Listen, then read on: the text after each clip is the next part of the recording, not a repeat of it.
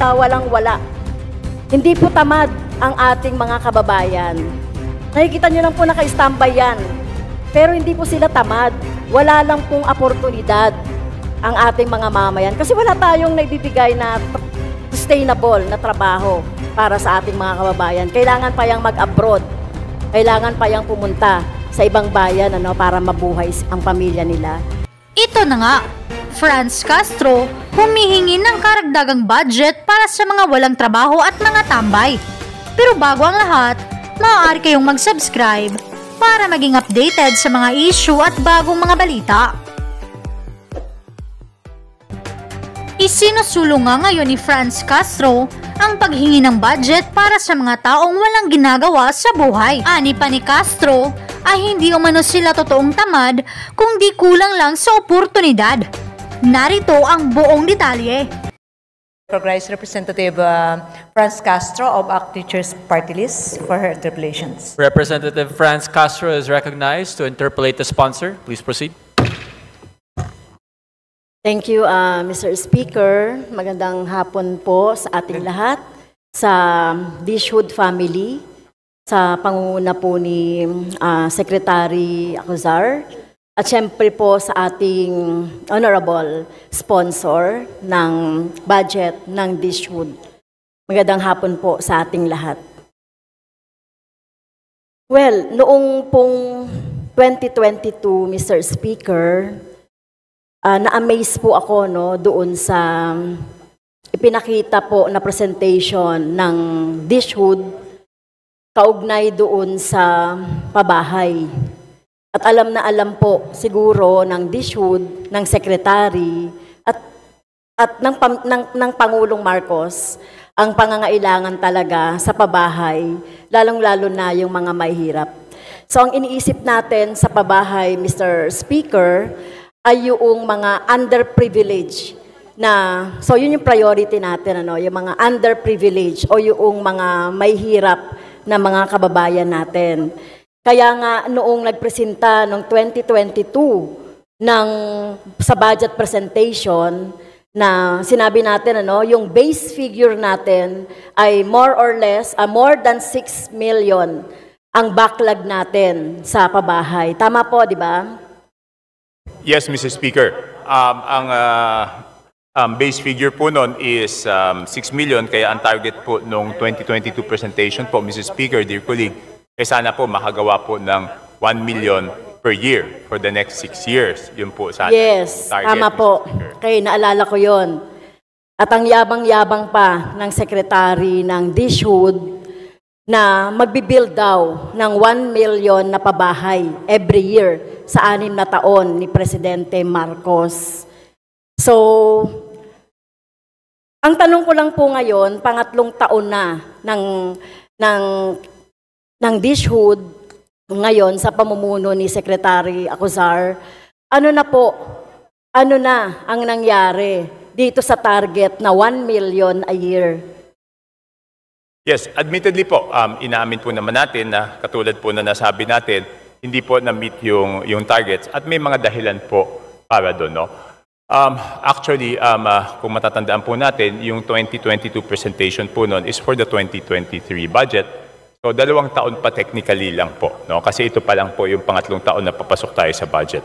So, nakita po natin, tulad na nabanggit kanina, nakita po natin na yung unang modelo ng paghabol doon sa ating housing backlog, hindi po natugunan ng mga developer. Ang nangyari po, yes, ganun po, Mr. Speaker.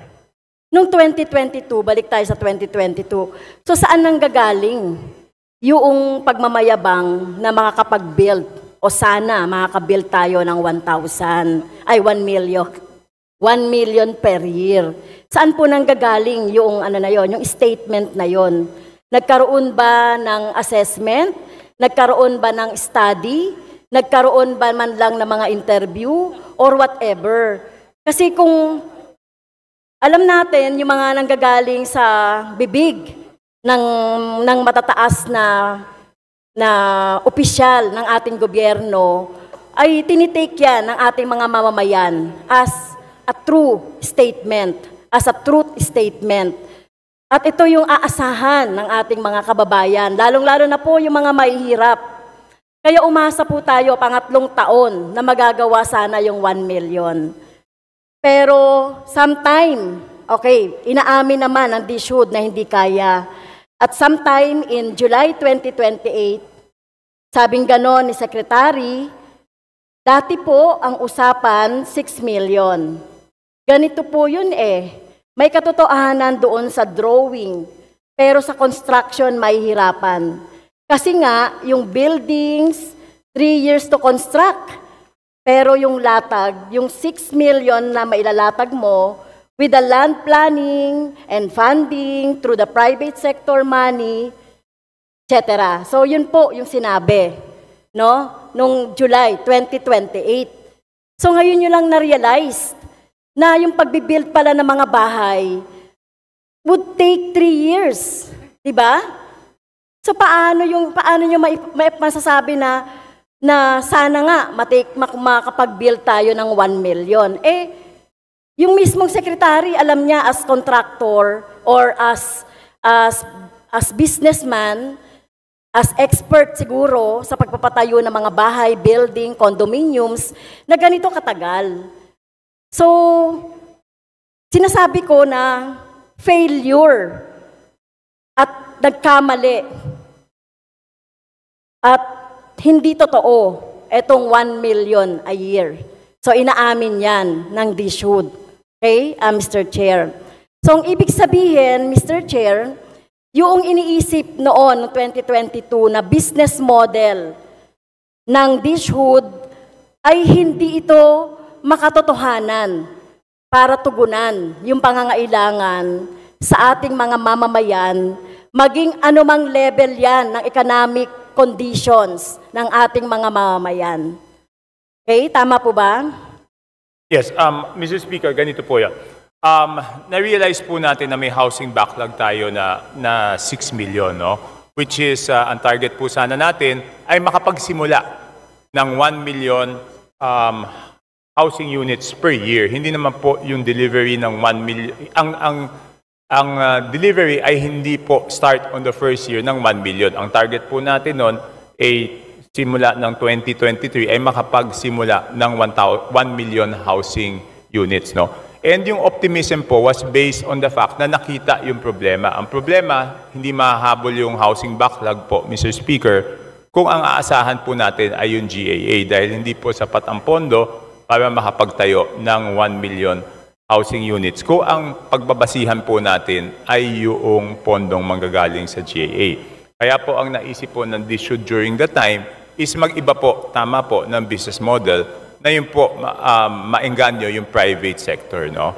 Na private developer. At katulad na nabanggit ko po kanina, Mr. Speaker, hindi nga naging madali ito para sa private sector developers, kaya po binabago po natin ngayon. Base po doon sa nakita nating pagkukulang o pagkakamali. Diba po? Kung hindi po umubra noon, sinusubukan naman po natin na baguhin po at hindi natin pinipilit yung modelo na hindi po umubra, Mr. Speaker. Nagkamali ang DSUD, no? At sinasabi niyo rin ba na nagkamali din ang pagtansya ng ating Pangulo doon sa kakayanin na may bibuild na mga housing projects para sa ating mga kababayan? And hindi naman po nagkamali sa pagtansya doon sa ang ating Pangulo, doon sa pagtatayo ng housing units. Dahil ito po ay base po doon sa sinisikap nating gawin, base po doon sa kakayanan ng pondo po. Di ba po? Di nga, kasi ang sinasabi po ng 2022, mismong si Presidente Marcos, sinasabi niya na matutugunan at magbibuild tayo ng 1 million. At yun nga yung ineko ng DSUD. So ngayon, nagkamali tayo kasi sinasabi ng chief ng DSUD na ina-admit niya yung mga challenges in completing 6 million housing unit until 2028. Di po ba? Yes, but Mr. Speaker, siyempre po, ang sinasabi po ng Pangulo ay yung nakikita niyang backlog. No? At siyempre po, inaatasan po ang departamento ng DSUD na habulin yung backlog na yan. So, kung hindi po naabot yung backlog na yan, hindi po naman pagkukulang ng presidente yon. dahil na-realize naman po yung backlog. At sinusubukan naman pong hanapan ng paraan kung paano habulin po yung backlog. No? At tulad na nasabi kanina, yun ngang unang, kung hindi po kasi natin re-resolbahan ang problema ng pondo, wala po tayong masisimulang proyekto. Kung aasahan lang natin, yung laging inaasahan natin taon-taon na GAA, talagang hindi na natin mahahabol. O kahit sa aspiration, hindi po natin matatarget yung 1 million housing units. Dito po sa pag-involve ng private sector, yan po ang nakita na maaring paraan kung paano ma-involve yung private sector para mahabol yung 1 million housing units. Nung nakita naman na nahihirapan yung private sector sa kanilang financing, tayo po ay gumagawa ulit ng paraan. So hindi po tayo maghihintong gumawa ng paraan para subukang mahabol itong housing backlog na to. So ang pakiusap po natin ay suportahan po itong programang ito at itong budget na to dahil alam na, lahat naman tayo ay may hangarin. Wala naman pong may gusto na hindi mahabol yung housing backlog, Mr. Speaker. Okay. So, ngayon po nagko-correct tayo, no, ng problema dahil very challenging talaga, no, yung tinarget o yung inisip na magawa na 6 million housing. Dahil ang business model natin, kung titignan ko yung business model, sa umpisa pa lang, no, noong 2022, nakita ko na yan, pabor na pabor yan sa private sector, ang priority, mga contractor, mga developer, at bangko. At less lang yung kakayanan ng ating mga kababayan na makapagbayad dito sa housing na sinasabi, no? At so ano na po ba yung bagong target ngayon? 2025. So hindi na siya 6 million hanggang 2028. Ano na po yung panibagong target ngayon ng DSUD na ma-build na housing para sa ating mga mamamayan, lalong-lalo na po yung mga maralita? Mr. Speaker, ang target pa rin po ay mahabol yung backlog na 1 million. No? Ngayon po, kung ang tatanungin is ano po yung magagawa within 2024, request lang po ng 1 minute suspension, Mr. Speaker. Session suspended. Session is resumed. Mr. Speaker, dear colleague, assuming ma-formally approve po yung sovereign guarantee na model before the end of the year, ang madi-deliver po, delivered units up to 2028 will be 3,236,100 units, broken down into 12,731 by end of 2024, 168,613 by end of 2025, 595,302 by end of 2026, 1,350,531 by end of 2027, and 1,108,924 by end of 2028. Para sa total po na 3,236,100. Ito po ay, ang kailangan dito para gumulong to is yung formal approval and issuance of the sovereign guarantee po para ma-bid out na po ng NHA saka ng SHAPC itong mga projects na ito. So, ang target po na ngayon natin, hindi na 6 million. 6 million po yung backlog, Mr. Speaker, pero ang kakayanin lang po up to 2028 is 3,236,100, assuming po ma-release po yung sovereign guarantee by the end of this year po. Well, kaya nga po, ang target ninyo ay mapunan yung backlog, 6 million Yes, hanggang 2028. Yes. Kaya ngayon, binababa na natin, expectations natin na 3,236,000. Tama po ba yun? Yes, Mrs. At Speaker. based dun sa sinabi ninyong mga numbers na mabibuild natin, ay, well, 2027 hanggang 2028, tigo 1 million yon, I doubt. Okay?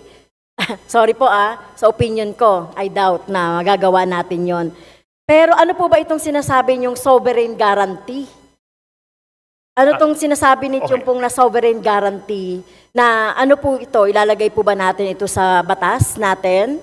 para ito po ay yung sinasabi niyong target ay ma-achieve natin hanggang sa budget ng 2028. So magkano ba itong sovereign guarantee na ito?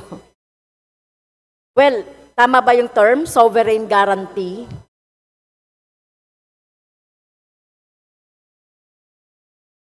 Hindi po. Yung sovereign guarantee is to be issued dapat by DOF para po, kasi po, di ba dati developer po ang, nung dati, yung sa unang modelo na may developer po ang nagpopondo doon sa contractor.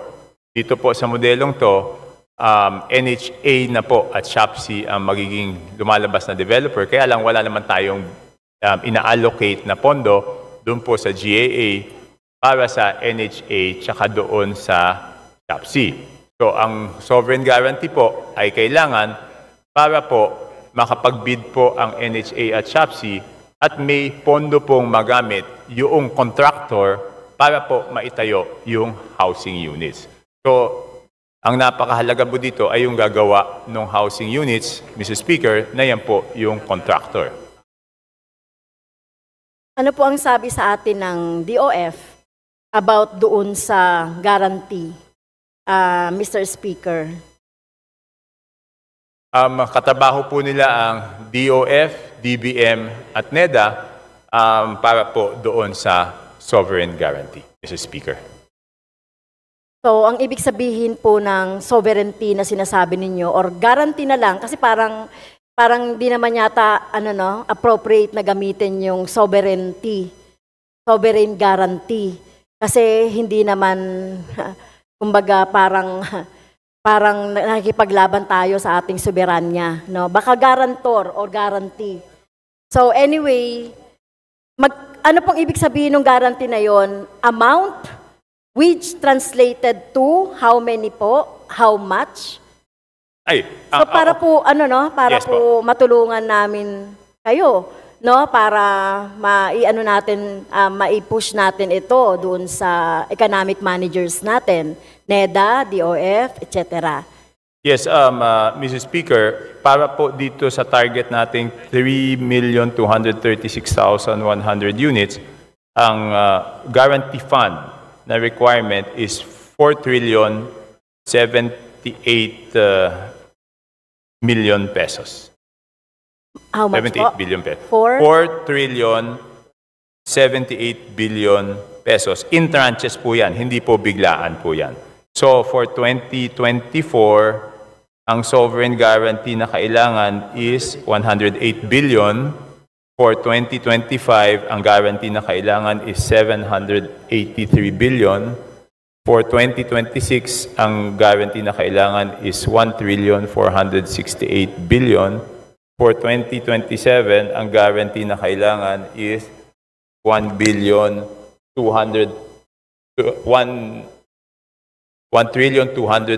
billion at for 2028 is 507 billion.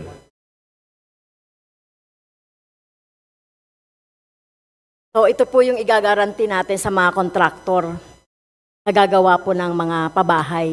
Yes, Mrs. Speaker. So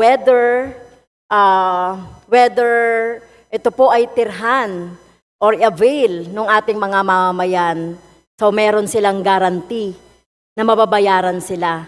Yun po ba yung sinasabi niyong sovereign guarantee? Well, sige, gagawa tayo ng mga bahay na yan, basta i-guarantee natin. I-guarantee ng gobyerno na mababayaran tayo taon-taon ng ganito. So ang ibig sabihin nito, parang iniisip niyo pa rin, ay yung kapakanan ng private sector. No, yung kapakanan ng mga kontraktor, hindi yung para dun sa affordability. So maganda na nga itong matrix ninyo. So ano po yung plano ninyo? So ito po magagaranti yung kita o yung gagastusin ng mga kontraktor, ng mga private sector. Pero ano po yung sa program ng DSHUD, ano po yung guarantee na ang mga kababayan natin ay i-avail itong gagawing mga housing? Okay.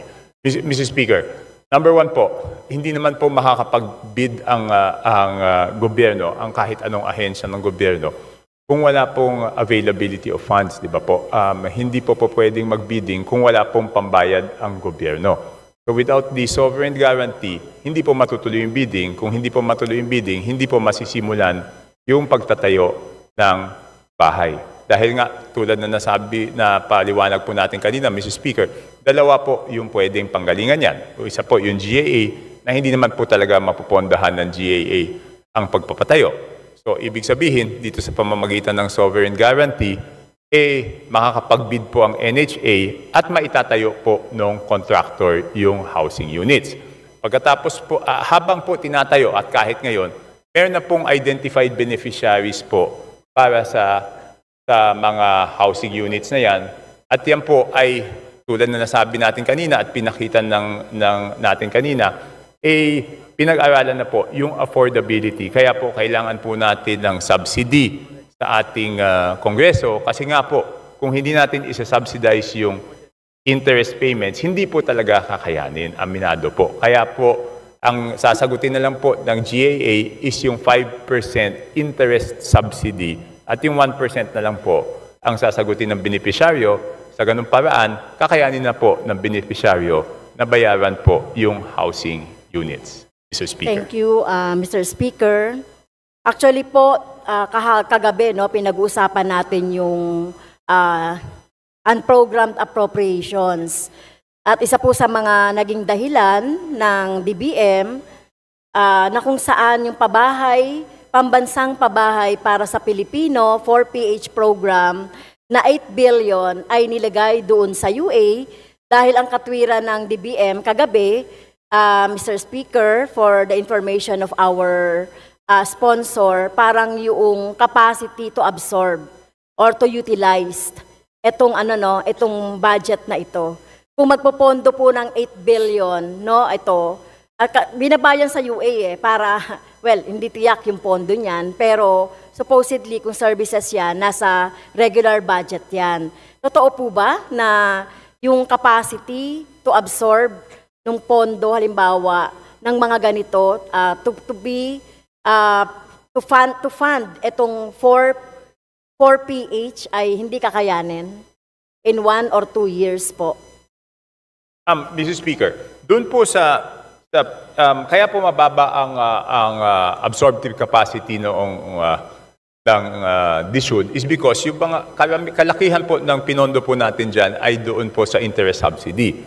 So kung hindi po natapos yung target nating pabahay, wala pong i-occupy na units yung ating beneficiaryo at walang beneficiaryo, talagang hindi po magagamit yung interest subsidy na inalaan po ng Kongreso, Mr. Speaker. So yun po ang nagiging problema doon sa absorptive capacity ng DSUD dahil kalakihan po, ang mayorya ng pondo niyan ay talagang para doon sa interest subsidy. At kung hindi po natapos yung unit on time, wala pong paggagamitan talaga yung interest subsidy and therefore, mababa po yung absorptive capacity, Mr. Speaker. Yes, oo. So sayang, no? May pondo sana, no? Kaya lang, hindi ito magamit dahil sa kakayahan na ito ay gastusin. Yes, Mr. Speaker, I agree po. Nahihinayang po tayo dahil po nga doon sa delay na pagtayo ng ating mga housing units. Dahil inaamin natin na mali at the start yung model, yung business model.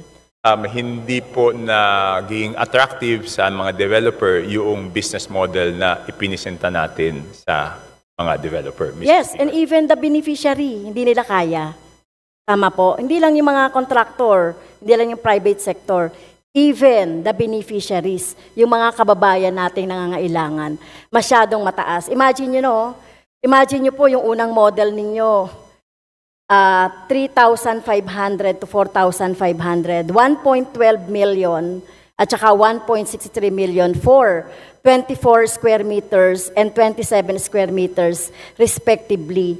Tapos, ang isa-subsidy lang natin ay yung 5%. Halimbawa, yung 1.12 million, 56 lang yung mababawa sa babayaran ng isang beneficiary. And the rest, magabayad na sila ng 3.5. Alam niyo po, pag pumunta kayo sa mga urban poor, yung mga informal settlers, alam niyo po, ang kakayanin lang nila ay between 1,000 to 2,000. 500 to 1,500, yung extreme. Pero hindi naman sila nagsasabi na dapat ay libre yung pabahay. No, gusto lang nila na magkaroon ng magkaroon ng compassionate ang gobyerno para sa kanila, depende dun sa kakayahan. Kasi ayaw naman nila, kahit na yung mga magsasaka, ayaw naman nila na inaayudahan sila sa habang panahon. Yung mga manggagawa, ayaw din nila na yung mga walang trabaho na nagtutupad sila habang panahon.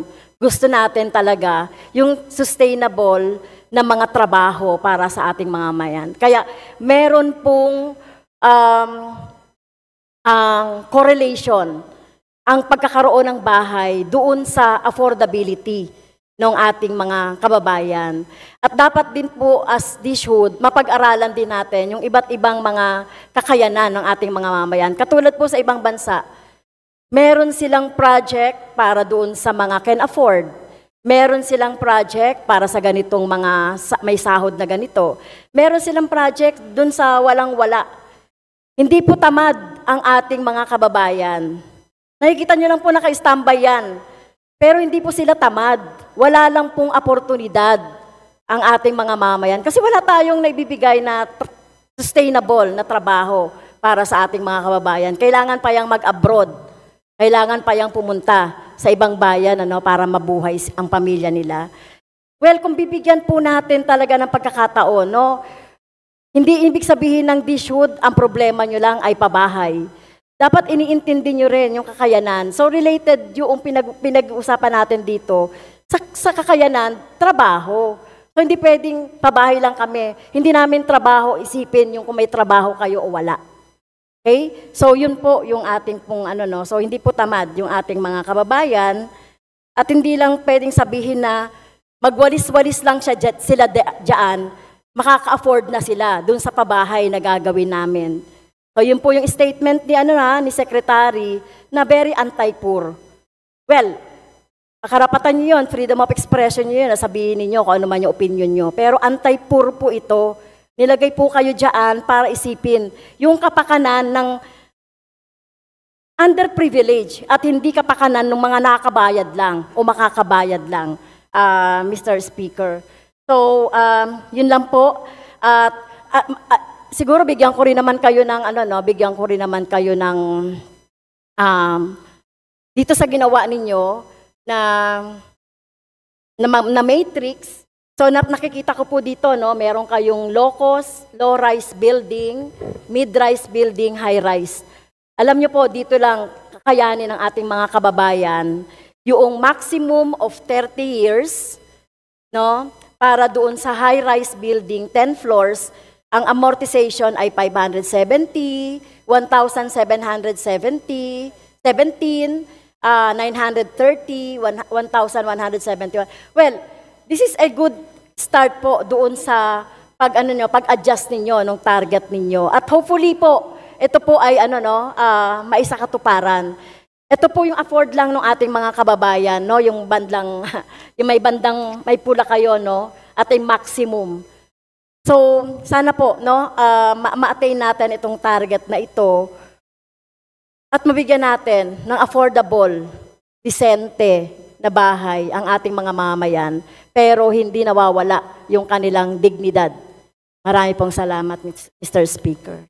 Yes, maraming salamat sa ating sponsor. Yes, maraming salamat po sa ating distinguished colleagues at tama po kayo na talagang ang kailangan po dito sa ating DSUD talagang ang titignan yung nangangailangan.